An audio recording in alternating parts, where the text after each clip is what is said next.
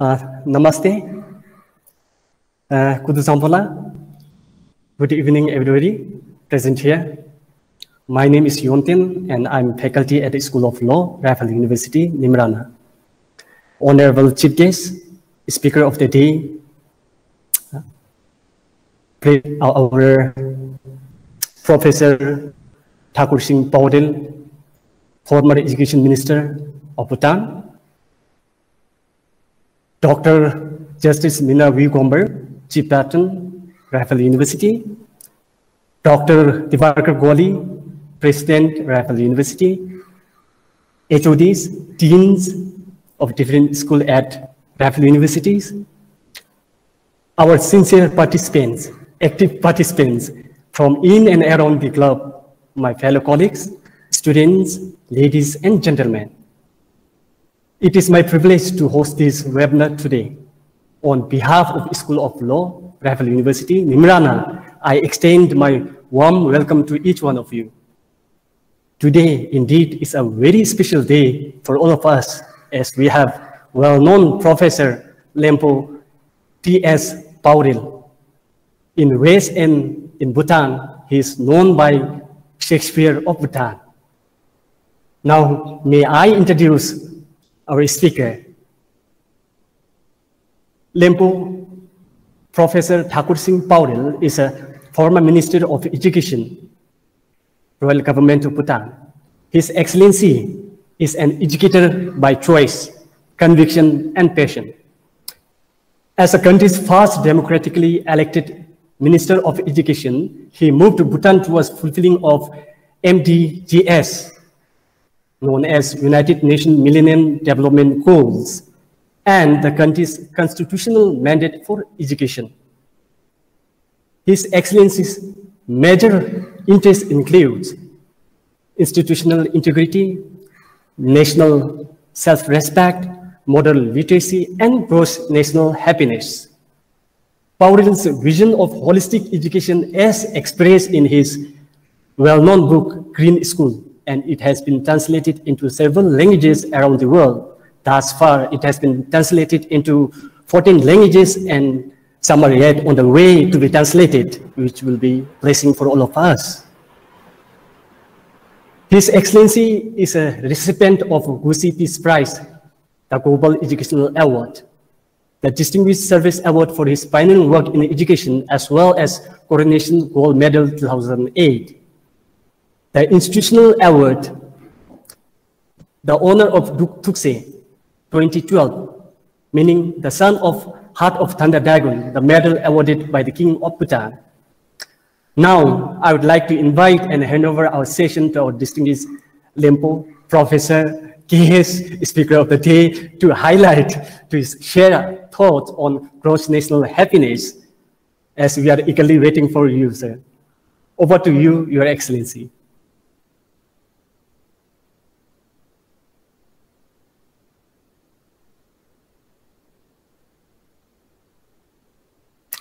Hello, sir. Sir, it seems your mic is offline.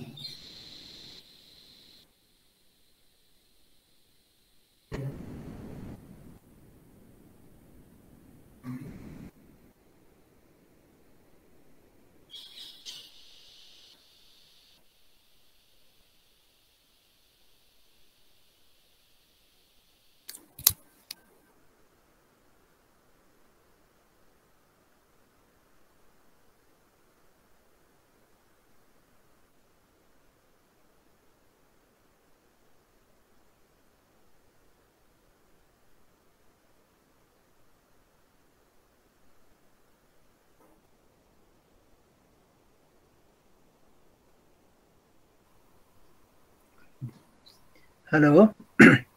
Hello. Yes, sir. Yes, Am I you're audible now. Sorry.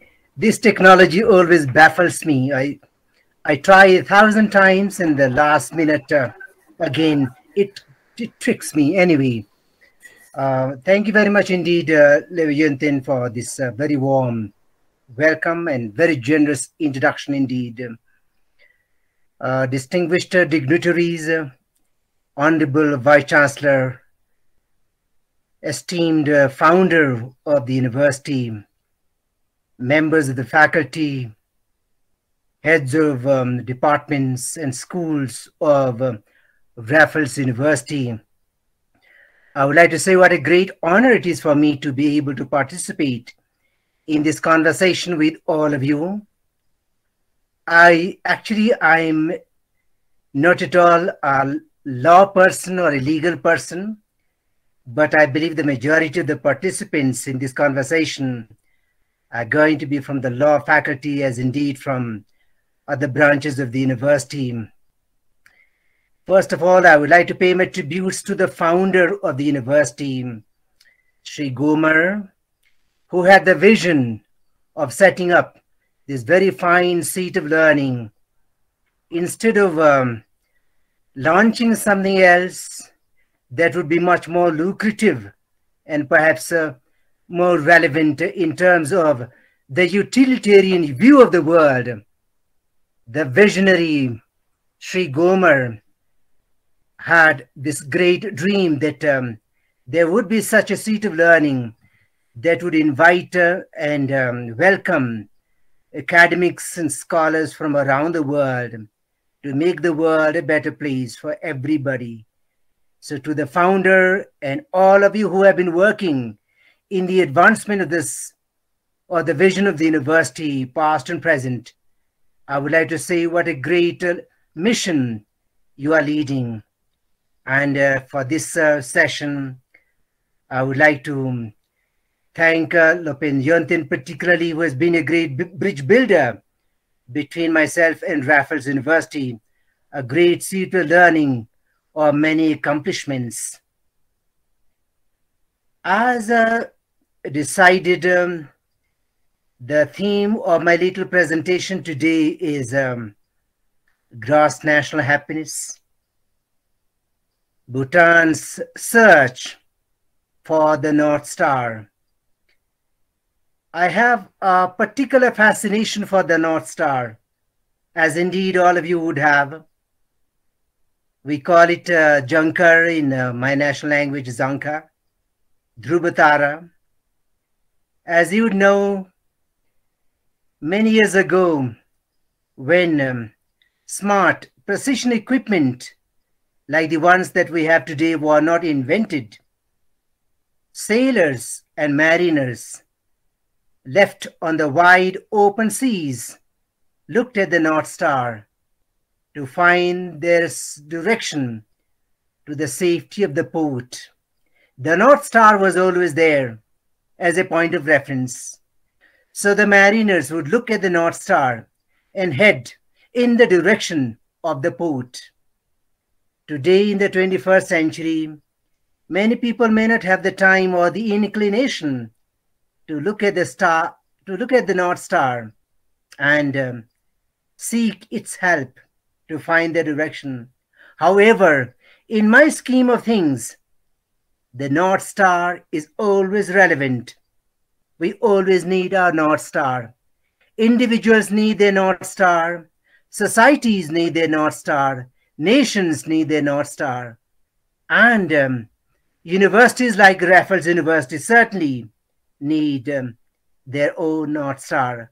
As individuals, men, women, and children, we need a dream. So also, societies, nations need their North Star. For Bhutan, the North Star was identified by a great visionary, His Majesty the Fourth King, Dugyalpo Jigme Singye Wangchuk. His Majesty was very young when he became king, 16 going on 17. But as young as he was in body, he was and has been a very wise and visionary king. He asked a fundamental question, even as a king still in, what is the goal of life? What is the purpose of development? Countries all around the world are obsessed with the idea of progress, with the notion of development, particularly following the conventional notion of development measured by the yardstick of gross domestic product. So the higher your place in the league table, the better off the country or the society is supposed to be in the conventional notion of development. But His Majesty the young king asked a very revolutionary question. What is the goal of life? Where do we want to be 5 years down the line? 10, 15, 20, 30, 40 years down the line? What is the goal of our life? Why are we born? Why do we live? What do we want to achieve in our life? In the same way, His Majesty thought that nations have to ask this fundamental question. What is the goal of development? Where do they want to be 15 years down the line? 10, 20, 30, 40 years, 100 years into history? Where do they want to be in future? So, looking around the world, His Majesty felt that the way countries measured development, the way societies looked at progress, left something seriously flawed. The notion of development as measured by the yardstick of gross domestic product did not tell the whole story. It told only a part of the story. Human beings have multiple levels of their being. Development has multiple levels as well. But GDP measures only one element, the economic element, the material element, the physical element, the quantifiable element. But life is much more than that. So His Majesty was looking at a much more holistic pathway to development, a much more comprehensive and a better integrated model of development. He did not find it anywhere in the world. So he articulated his own vision of holistic, broad-based, integrated development. He called it gross national happiness, as opposed to gross domestic product. Gross domestic product as a measure of progress is unidimensional. It's highly limited. It's narrow. It tells only the economic part of the story, the material part of the story. But life is more than materials. Life is more than economics. Life is more than objects that can be measured against a certain scale. Life is various. Life is beautiful. It's complex. It's subtle. It's more than what can be so easily measured by GDP. His Majesty, our fourth king, thought that if we want to get a more comprehensive, a more realistic view of development, we have to take into account quantifiables as well as non-quantifiables, economic as well as non-economic, material as well as non-material elements, and collect a much more holistic view of life as well as development. So he called this this refreshing outlook, this worldview, this measure of development, and gave it the name gross national happiness. And His Majesty, in fact, decided that gross national happiness is much more broad-based. Yentin, what's happening on our slide? Am I getting the first slide? Yes. Yes, okay. Are you able to look at the first slide? All right, this is are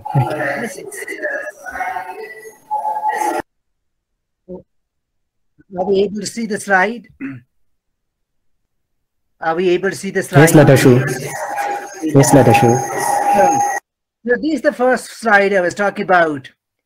This is my rendering of The North Star, I don't know if you can see it right up in the sky. And we do not have a sea or an ocean in Bhutan, but we have the mountains.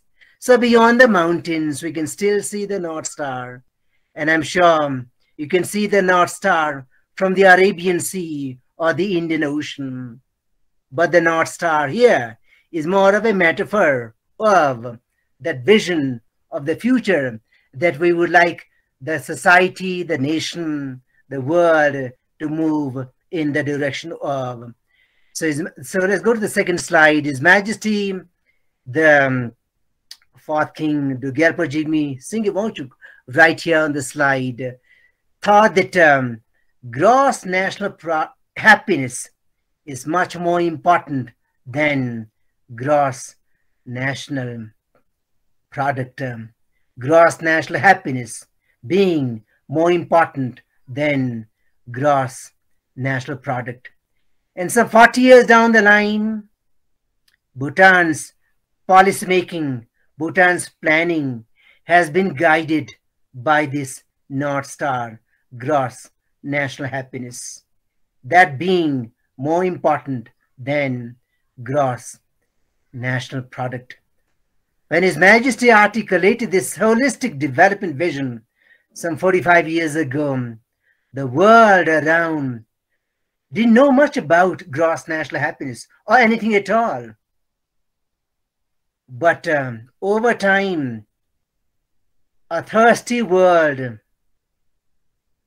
a hungry world is looking for a new vision, a new North Star.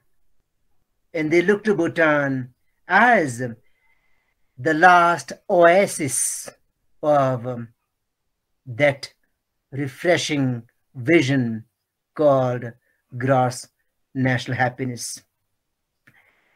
Let's go to the second one. And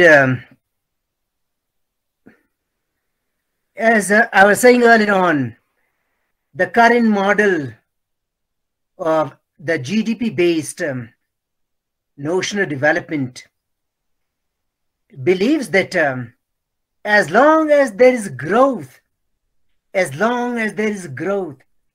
no matter how that growth impacts the society, impacts our Mother Earth, impacts life, no matter what the consequences are, as long as there is growth, that is progress.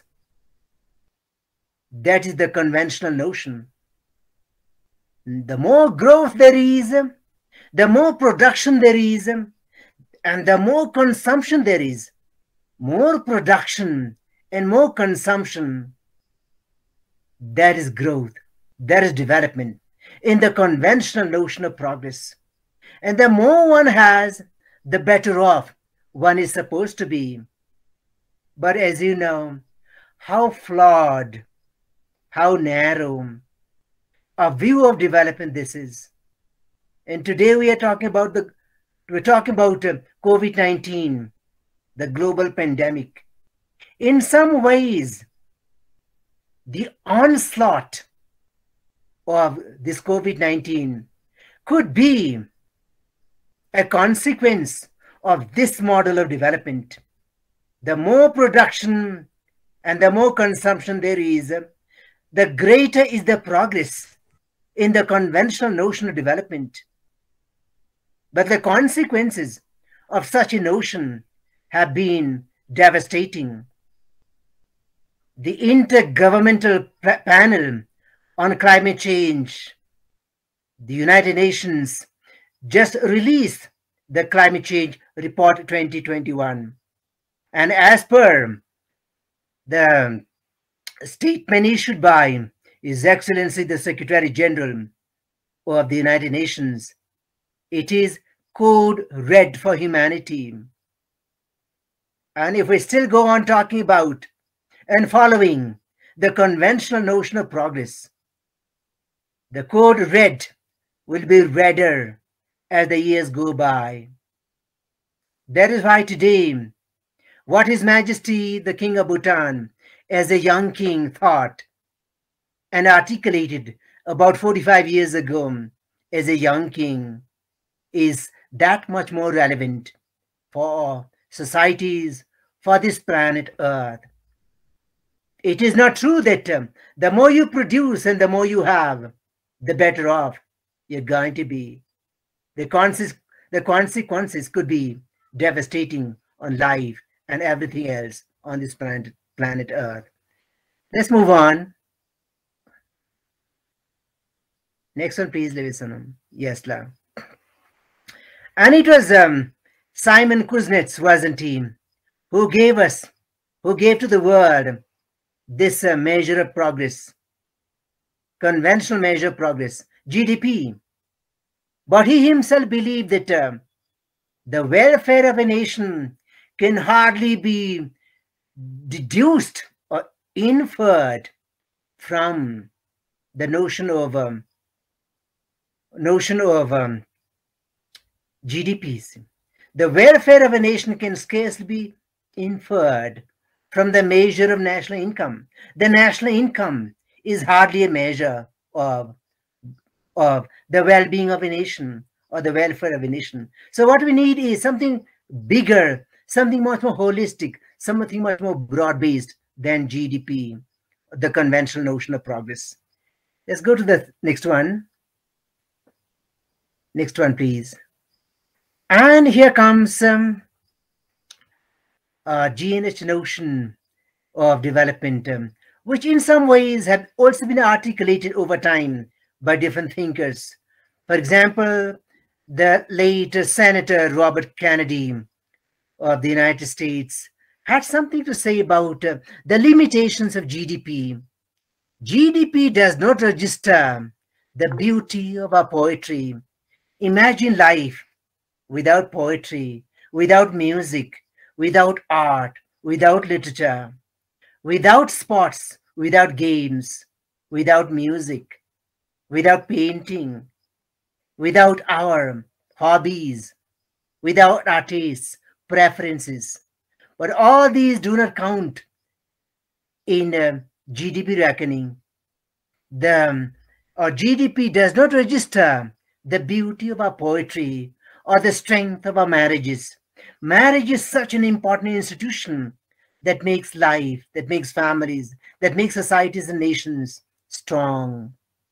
Or the intelligence of public debates, how public debates are held. For example, during elections, you can see the kind of filth that public figures trade, politicians trade at each other's, the kind of curses, the quality of debates that are heard at each other at public debates, the quality of debates.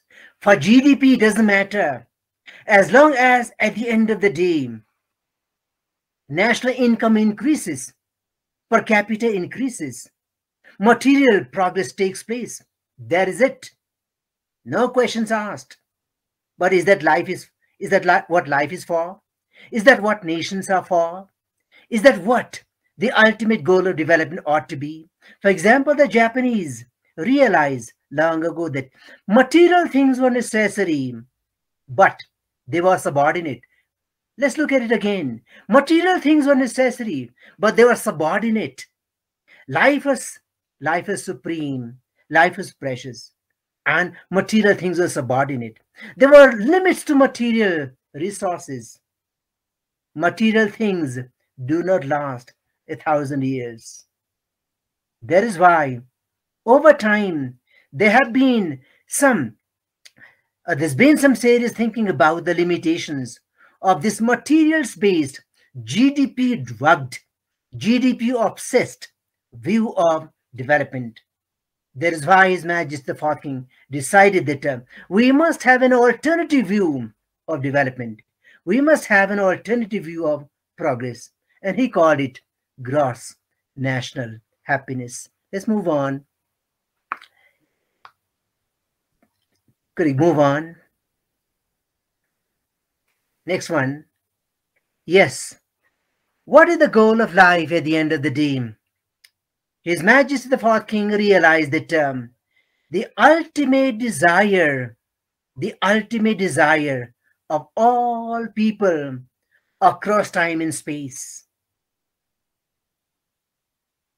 from parallel to parallel, meridian to meridian, coast to coast, from continent to continent, hemisphere to hemisphere, country to country, across time and space, the ultimate desire of human beings. I'm sure this would be the case as well in Raffles University. The ultimate desire of all people, men, women, and children, at the end of the day, is to be happy. Material things, possessions are secondary. Your big house, your big cars, your money in the bank, your material possessions, all the things that we collect and hoard around us, they have their limits. Ultimately, do they produce happiness? Do they give us happiness? What is it at the end of the day that we value most dearly, deeply, deeply? What is it that we cherish? It is the attainment of happiness. Attainment of happiness. Anand.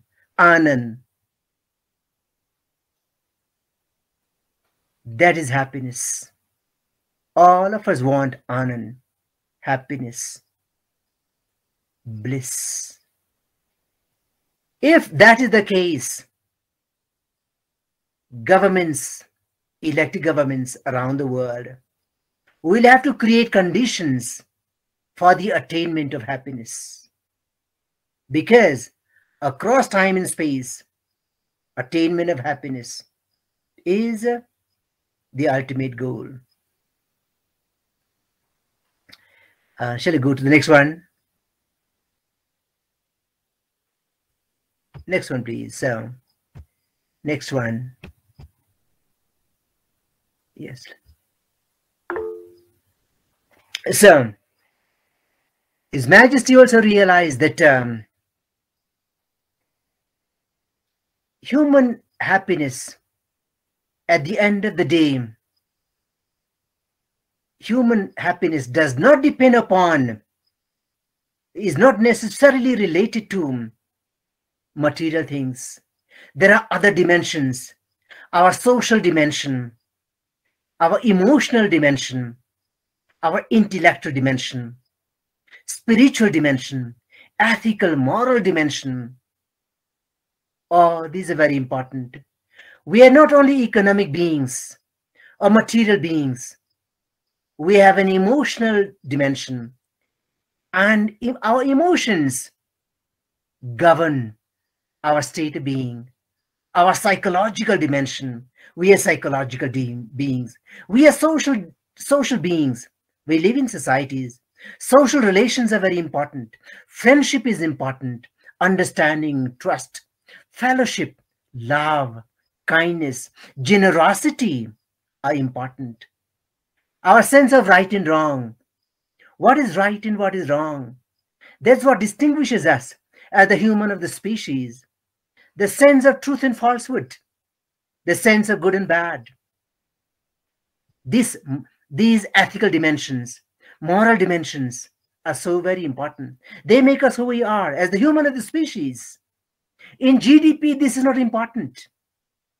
In GNH, these are. What kind of life? What is the quality of life? What are those principles on which life is based? Is it only material things? Is it only commodities, goods that are important? Or are these other dimensions, non-economic, non-material dimensions, our social, cultural dimensions? How do we live together in the society? What goodwill do we share? What friendship do we share? In times of in sunshine as well as in rain. When we are sad, do we have a shoulder to lean on? Do we have neighbors?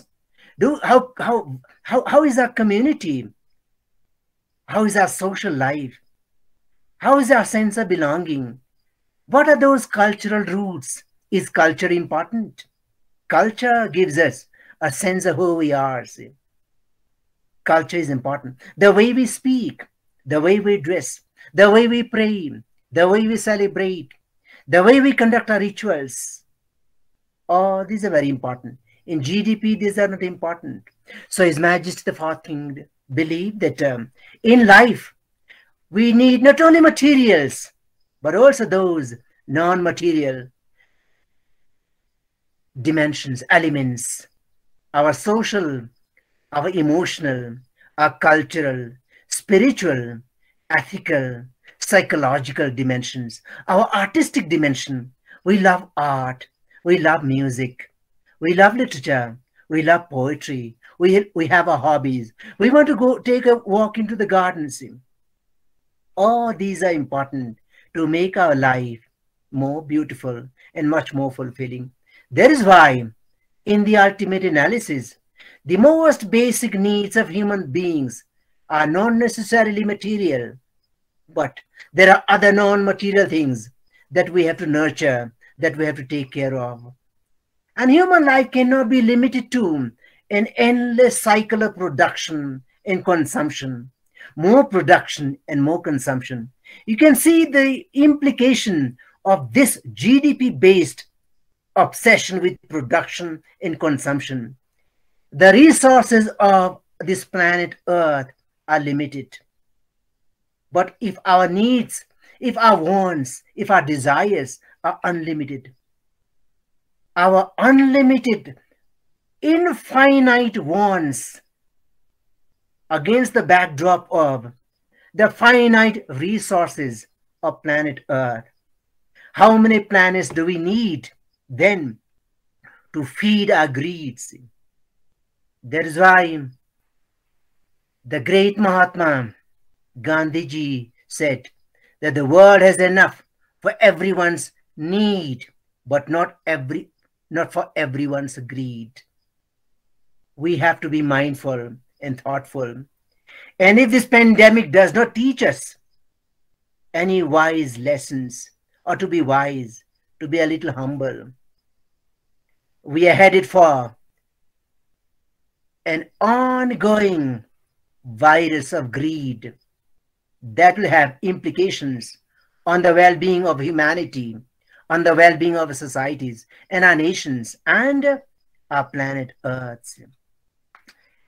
And there is no direct relationship between the level of material possession and the level of well-being. The richest people are not necessarily the happiest. They could sometimes be the most unhappy people. That is why His Majesty the King asked, what do we need in life? We need happiness. And to be happy, we do not need to amass this tremendous amount of goods, material goods, objects, and commodities. We can live a much more responsible life. That's why gross national happiness based on at least four pillars. And these pillars are called, the first one is, let's move on. The first pillar of gross national happiness, the architecture of gross national happiness. The architecture of gross national happiness is founded on 4 pillars. Unlike the architecture of GDP, which has only 1 pillar, the economic pillar, the material pillar, the physical pillar, 1 pillar for GDP. Gross national happiness is founded on at least 4 strong, comprehensive pillars. In GNH, gross national happiness, we are concerned about equity. A lot of unhappiness in the world occurs because of imbalance and inequitable distribution of resources. 1% of humanity, 1% of the people in the world are said to own 80% of the resources of the world. And how can the world be a happy place? In this in this scenario. See, one person owning 80% of the resources of the world, and 99% owning just 20%. A highly inequitable, unfair, unjust world. That's why in GNH, gross national happiness, bringing about a balance and equitable distribution of economic development opportunities is important. In gross national happiness, environmental conservation is important. The health of the planet is important. The well-being of Mother Earth is important. We need Mother Earth more than Mother Earth needs us. We walk on Mother Earth.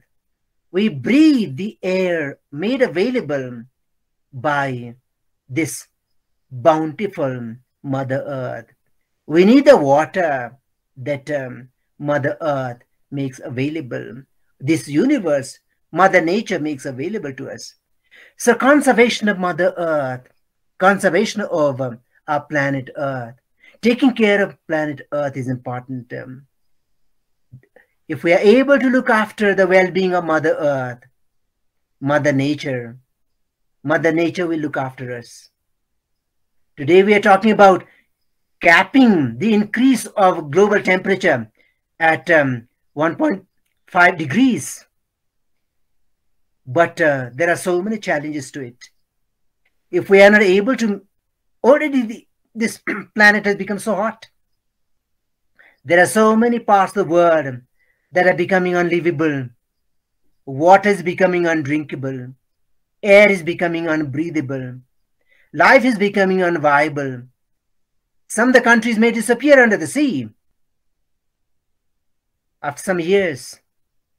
All this is, at the end of the day, attributable to human actions. Culture is important for gross national happiness. In GDP reckoning, culture has no place unless it is able to produce some revenue, some economic byproduct, material byproduct. But culture is who we are. Culture is what makes us who we are. Culture is our worldview. Culture is our dress. Culture is our identity. Culture is our uniqueness. Culture is the way we are, and it is the way we show who we are. Culture is to humanity. Culture is to humanity as the light is to the sun. So all countries around the world have their own unique cultures. They give them a sense of identity, a sense of belonging, a sense of pride, a sense of respect. Unfortunately, today around the world, in a world that is fast flattening, in which the uniqueness of people and their cultures is getting compromised, we need to be all the more careful. The variety, the uniqueness, the diversity of our cultures is so very important to give us a sense of who we are, a sense of identity, a sense of integrity as a people, as a nation. India, for example, is a home of so many cultures, each one of them so beautiful, so various. In the same way for Bhutan, culture is an extremely important element of what gives us our sense of joy, a sense of security, a sense of well-being, a sense of pride as a nation, as a people. It's so very important. And good governance is another pillar. Good governance. Governance cuts across all these other pillars. If governance is sensitive, if governance is mindful and responsible, it will take care of equity. It will take care of balanced development. The country, the different pockets of the country, the different regions, the different parts of the country will be looked after. People will be looked after. Governance will be sensitive. Governance is an act of faith. If governance is responsible, if it is sensitive and mindful, it look after the need of the society to be equitable, to be balanced in terms of distribution of development opportunities. If governance is responsible and sensitive and thoughtful, it will look after the environment. If governance is irresponsible, they can cut down all the trees in order to raise revenue. They will mine the oceans, extract all the mineral resources, increase the revenue for now, see, leave nothing for future generations. Governance will not be mindful about the well-being of the people, the well-being of planet Earth. So His Majesty was very mindful of the need to ensure that governance is responsible. We need good governance. Today, all around the world, there seems to be a gap of good leadership. And even during the during the pandemic times, many people around the world are suffering for lack of good governance. Societies need good governance. People elected government on faith, in good faith that they will look after the country, look after the people, and the long-term interests of the societies, the futures. So, unlike GDP, which is based only on material production and consumption, regardless of the implications on the environment, on life, on society, on nations, gross national happiness is that much more broad-based. It takes care of equity and balance, conservation of our natural environment, preservation and promotion of culture, and promotion of good governance. And these 4 elements are again divided into 9 domains. I will not go into those 9 domains, but maybe move quickly ahead. I don't know how much time we have, Leviathan. Excuse me. You can take time, Ashok. Right, let's go to the next one. If somebody's getting tired, please check me. I can answer some questions in between and move on. But if you could give me some time, I'll just complete 1 round. Is that okay? Sure, Dr. Ashok. All right. So let's go to the next one.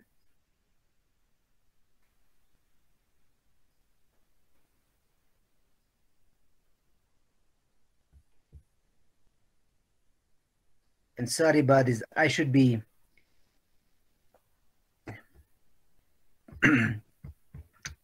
maybe and let's go the earlier one.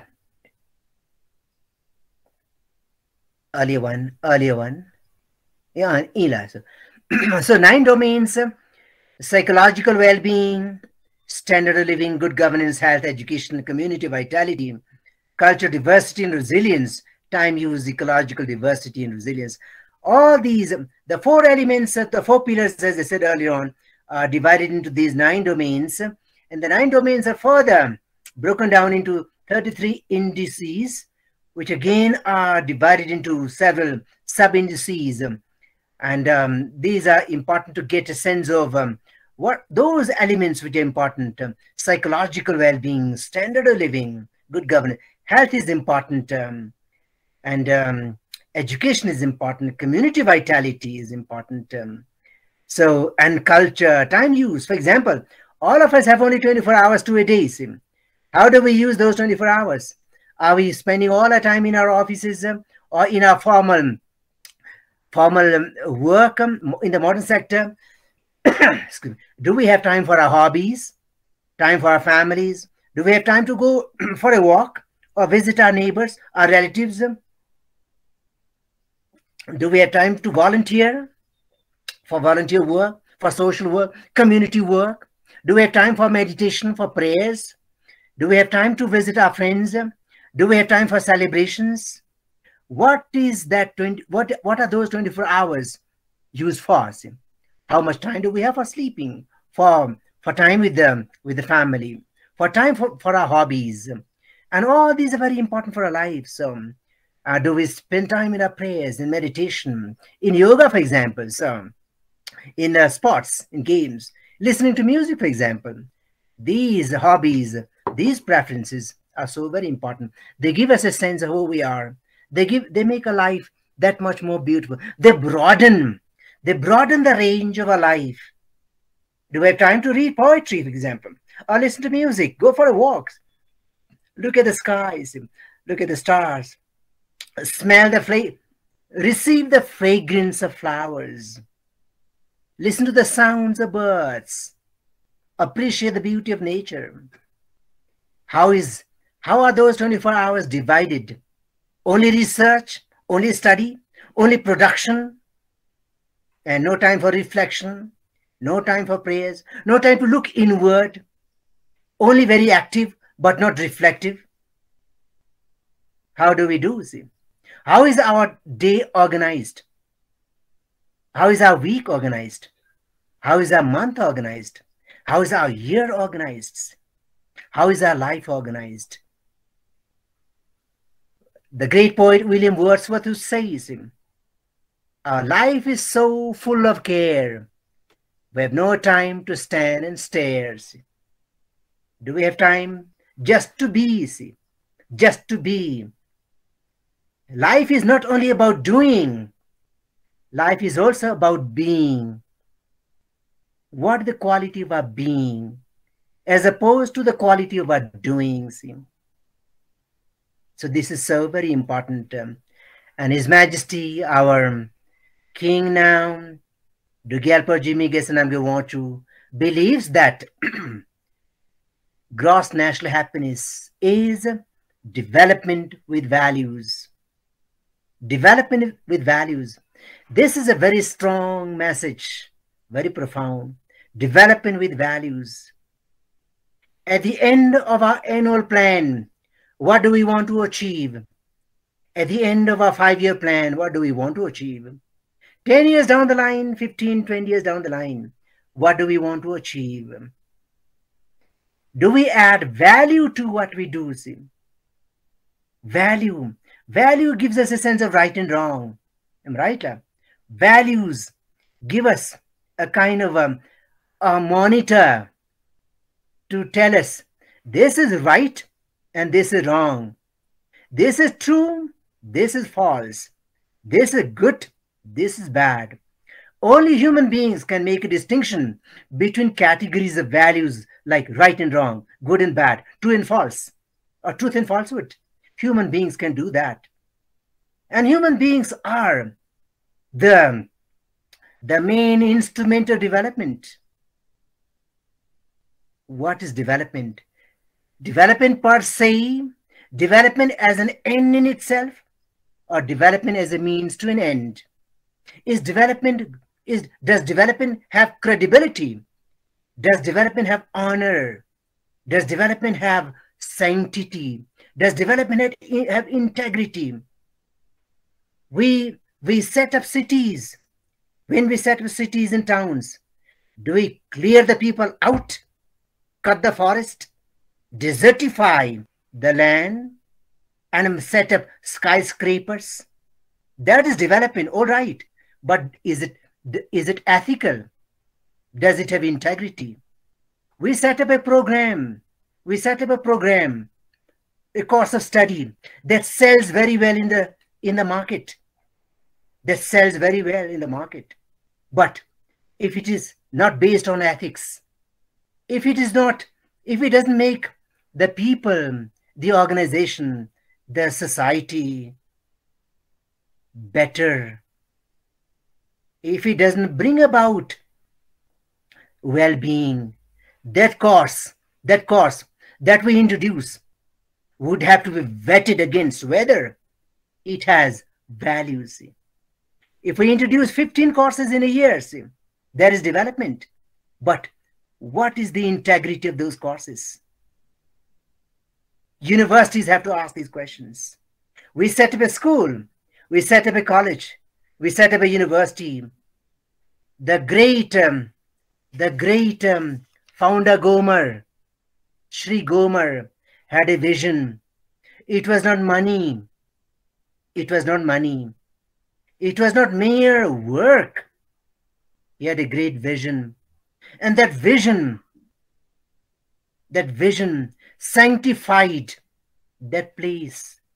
Instead of a factory, he set up a university, a place for universal learning, a place for universal learning. And all of you at Raffles University are part of that great vision, are part of that great vision, that great dream, that great hope. That was integrity. That was value, see.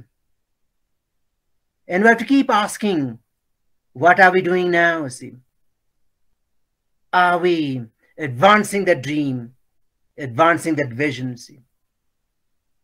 We set up a law, we set up a court, we set up an institution of justice.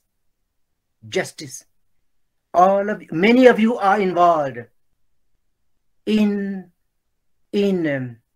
not your day-to-day learning of the legal provisions and the principle of justice and the legal systems of the world and dispensing justice when you become lawyers. Every role has a soul. Every role has a soul. Every role has a soul. By role, we may be a professor. By role, we may be a lawyer.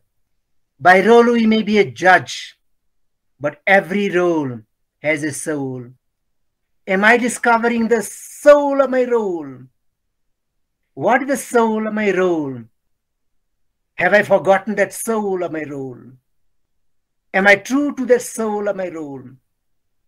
If the role remains faithful to the soul, what we do becomes fulfilling. What we do becomes really joy and fulfillment. But if the role divorces itself from the soul, if it separates from the soul, if we become too obsessed with our role and forget the soul of our role, over time, our role becomes very, very unsuccessful, very unfulfilling. Our role becomes dry. Our role becomes impoverished. It will lose its vitality. It will lose its purpose, its soul. It atrophies. That's why values, development with values, gross national happiness is development with values. Whatever we do, it may be a mother preparing food for her children. What does the mother feel? If it is a mere act of cooking and putting food on the table without love, there's no value. Among friends, we need integrity. Among citizens and the state, citizens and the nation, we need integrity. There is values. In business, in industry, in all professions, we need values. Why was that role created in the first place? It was to advance integrity, to serve the society, to serve the people, to serve the nation, to make the world a better place. That is development with values.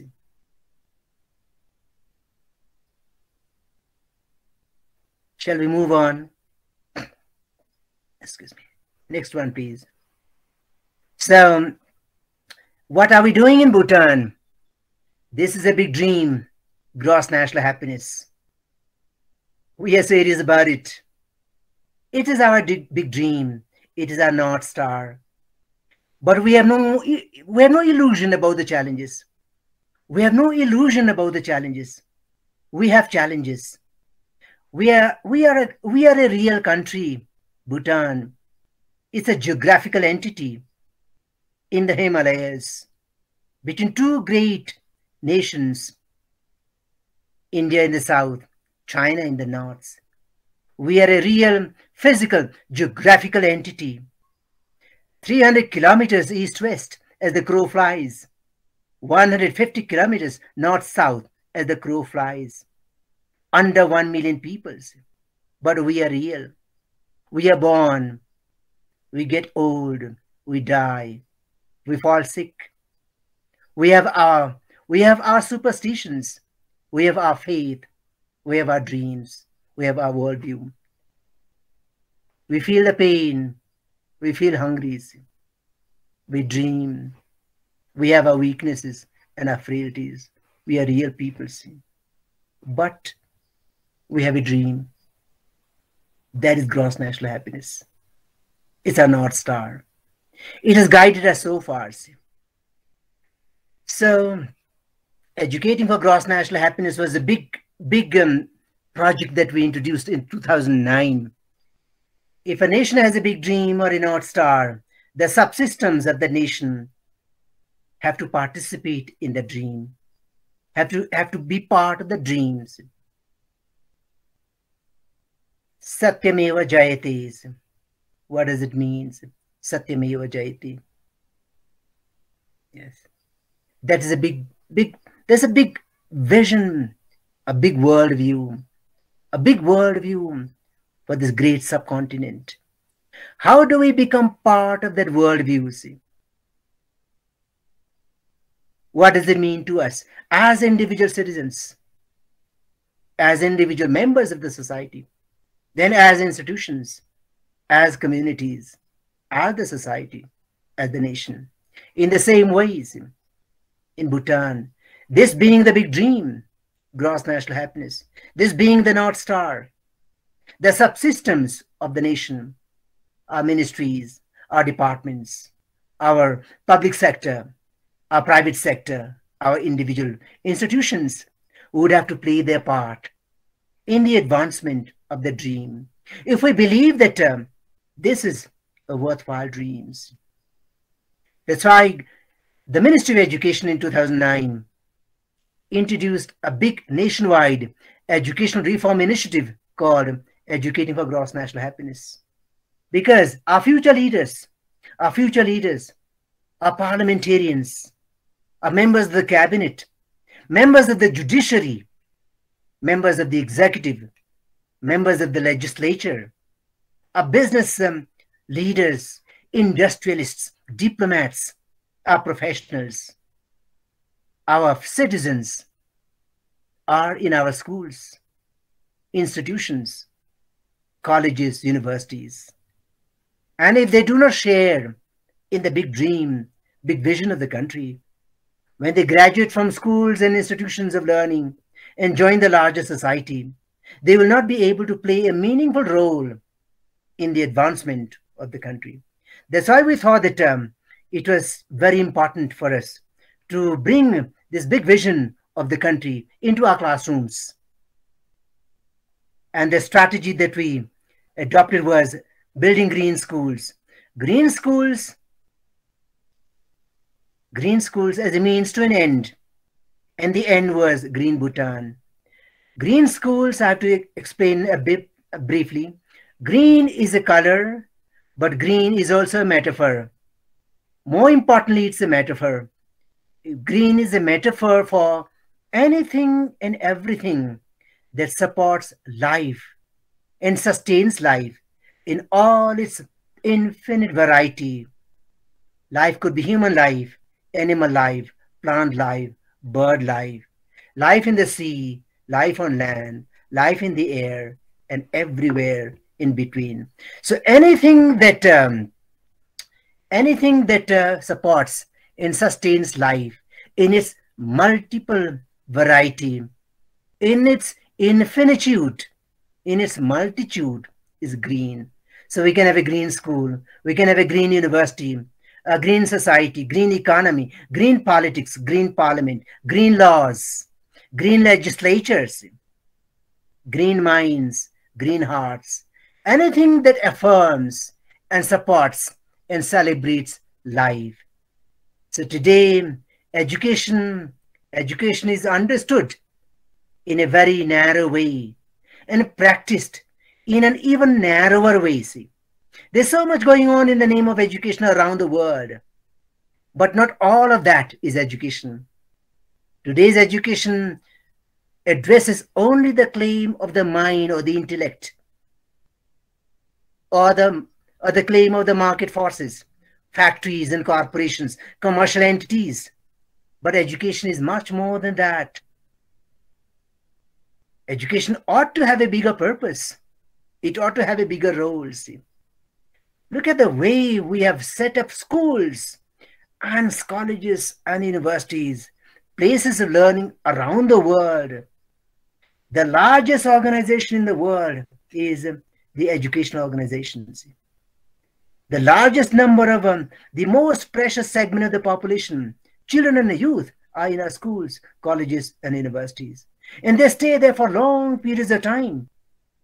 And our most educated people in the world with the highest degrees are in the universities.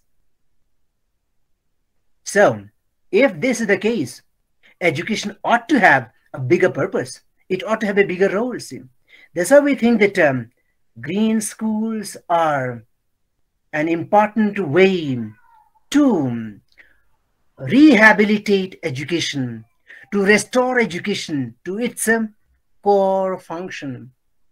So green schools have 8 elements, and these 8 elements respond to the vital claims of life, planet Earth, development, and indeed learning.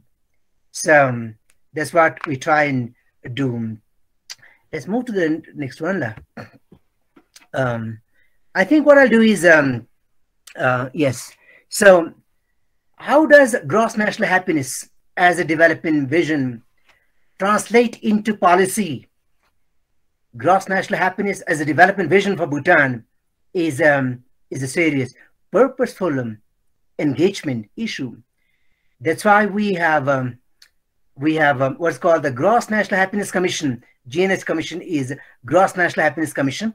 In the past, we used to have what's called Planning Commission, but today that Planning Commission has been redesignated as Gross National Happiness Commission, and it does the same job. As a matter of fact, it does the policy making, planning, resource mobilization, resource allocation, and monitoring of implementation of planned activities against key targets. So we have the Gross National Happiness Commission. We have the Constitution of Bhutan that stipulates that pursuit of gross national happiness will be an all-time goal and commitment of the state. So governments may come and go, but the commitment of the state to pursue gross national happiness will be an all-time commitment as stipulated in the Constitution. And we have the spiritual organs, we have the spiritual bodies, the religious institutions, we have the Center for Bhutan Studies, the Gross National Happiness Center, and the Education Ministry itself. So all these together take education, and all these together, in fact, try to implement the principles of gross national happiness in their actual functionings. Let's go to the next one. If you can move on.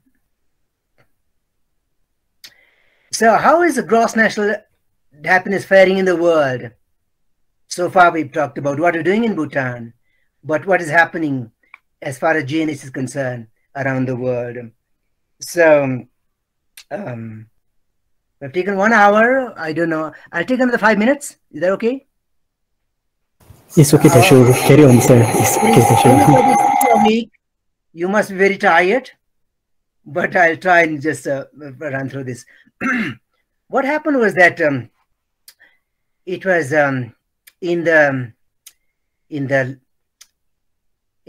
early 80s that His Majesty the Fourth King articulated the big vision, the big proclamation.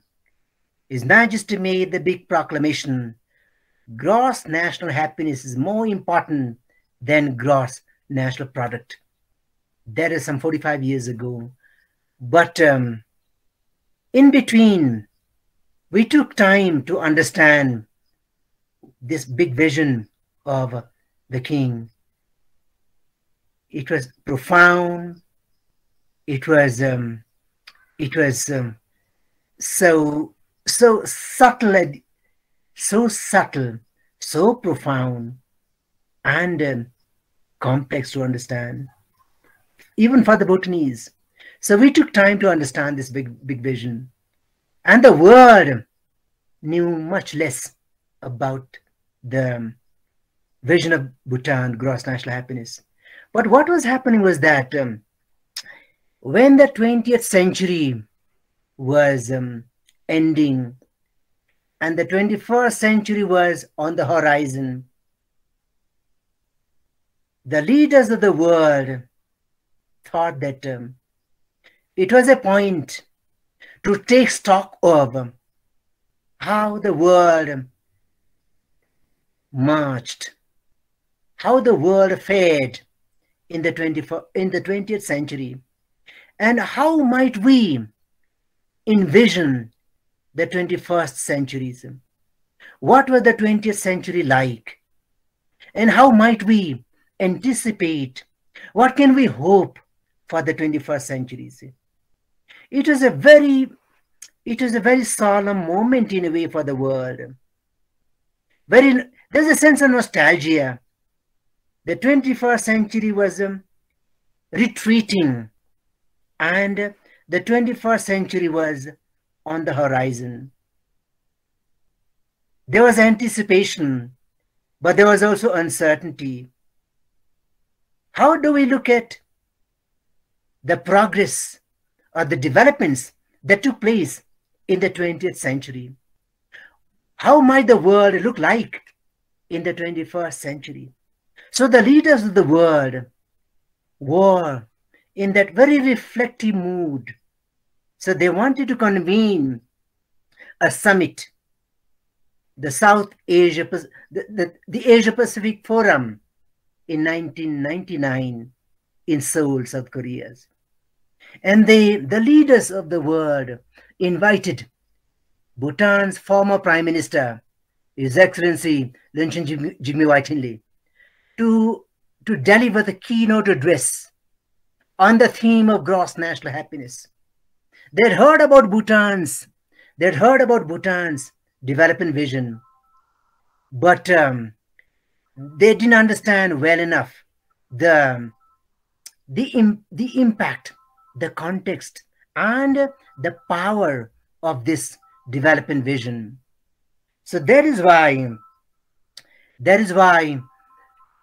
they wanted to hear, all right, so far we followed the GDP path, but we didn't do very well. The world has not been doing very well. Does Bhutan's development vision provide a way forward? They wanted to understand more of that. His Excellency traveled to Seoul and delivered his keynote address on Bhutan's development vision of gross national happiness. And it was the first time, in a way, the leaders of the world had an opportunity to understand well the vision of Bhutan, gross national happiness. And they went home and started reflecting on Bhutan's development vision. And Bhutan itself had several international conferences on gross national happiness.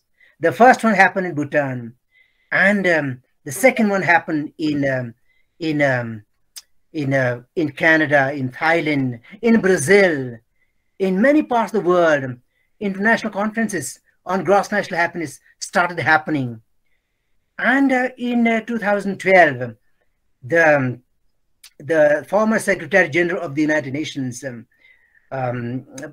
His Excellency Ban Ki-moon, in fact, invited Bhutan to organize a big summit, high-level meeting in the UN headquarters in New York.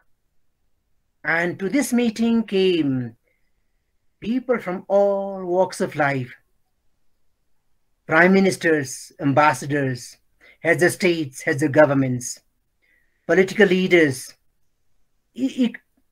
economic thinkers, thought leaders, youth volunteers, spiritual leaders, people in the mass media, people from sports, people from the screen, the movie industries, and all across the spectrum, they came and attended an unprecedented high-level meeting organized by Bhutan at the UN headquarters. And more people around the world understood about Bhutan's goal of development, gross national happiness. And in 2012, His Majesty the King of Bhutan, in fact, appointed a high-level group of experts from around the world, including some of the Nobel laureates, people like Professor Jeffrey Sachs, Joseph Stiglitz, together with other thinkers from around the world, and our own Bhutanese leaders. Together, they worked on the post-2015, post-MDG world. The MDGs ended in 2015. What was going to be the plan for the world beyond 2015? So in the development of the post-2015 world, Bhutan's king, His Majesty, the king, appointed a high-level group of experts to drop a plan. And many of the themes of Agenda 2030, the 17 points, out of the 17 points of the Sustainable Development Goals, many of them have been picked up from that group's recommendation to the UN. And as you know, 20th of March has been declared as the International Day of Happiness. It was the result of Bhutan's proposal to the United Nations General Assembly to make happiness as one of the ninth Millennium Development Goal, which was agreed, endorsed by all the member countries participating then, all the 193 countries participating then, endorsed without a dissenting voice Bhutan's proposal to make pursuit of happiness and as one of the universal goals that the UN system could pursue. So as of now, you can see that many people, many countries around the world have taken Bhutan's dream, Bhutan's vision of gross national happiness in a very serious way, and they believe that it may be the way forward, especially at a time like now, when the planet is getting more and more sick as the years go by, when humanity is faced with unprecedented challenges. Maybe Bhutan's search for the North Star could also be their North Star, or their search, because we all need to take care of our planet. We all need an equitable, just, fair system. We need to be able to look after our planet Earth. So this is Bhutan's story, our search for the North Star. A very good evening to one and all. I, Arun Verma, Head of Department School of Law, Raffles University, on behalf of the entire Raffles family, would like to extend a hearty vote of thanks to all for your gracious presence here today. I would like to take this opportunity to place on record our hearty thanks to our honorable guest, Professor Thakur S. Powdyel, former Minister of Education, Royal Government of Bhutan, and also known as Shakespeare of Bhutan, who graced us with his benign presence and guidance. I am grateful to the Chief Patron, School of Law, Raffles University, Honorable Dr. Justice Meena V. Gombar, for being the source of inspiration and motivation for us in organizing this series of webinars. I must say thanks to the President, Raffles University, Dr. Diwakar Goli. I extend my vote of thanks to the active participants from different countries, the audience, student, and everybody who contributed to making this event materialize. I will be feeling in my duty if I do not convey my sense of gratitude to our respected deans and HODs, my colleagues, my dear students, and different schools of Raffles University. Last but not the least, I'm thankful to Mr. Yonten for assisting us to organize this thought-provoking webinar. This event has opened a new vista for thought-provoking dialogues. Finally, thanks a lot once again to everybody, and I wish you all a happy time. Goodbye, stay safe and healthy. Thank you so much.